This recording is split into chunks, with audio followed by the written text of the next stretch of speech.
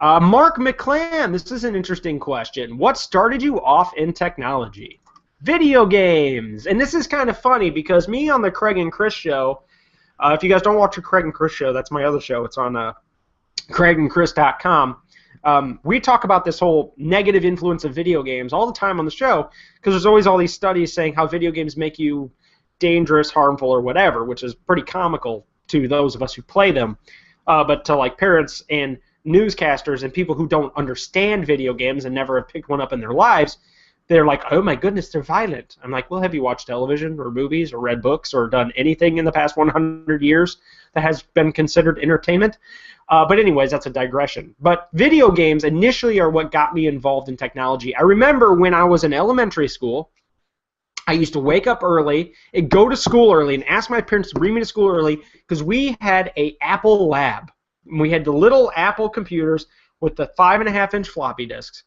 And we had a couple games. One of them was called Super Munchers, and the other one was called Oregon Trail, which has stayed strong over these years as a awesome product.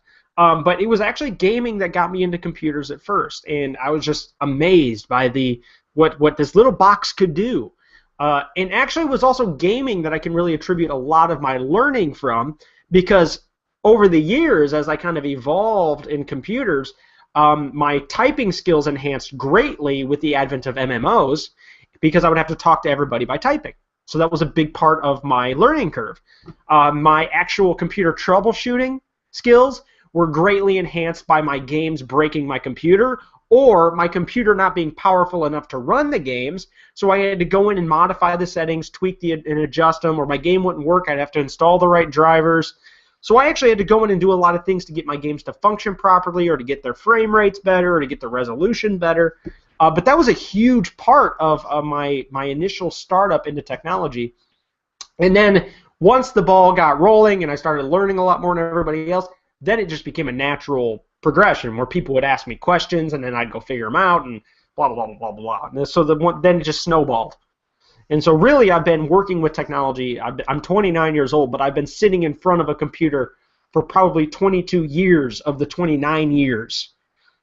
And I still love it. I still love sitting here. I still love talking to you guys about it. And it's an inspirational thing because technology itself has evolved so much that I've been grateful that I've been given the opportunity to be a part of this era. If any other era, I don't know what I would have done.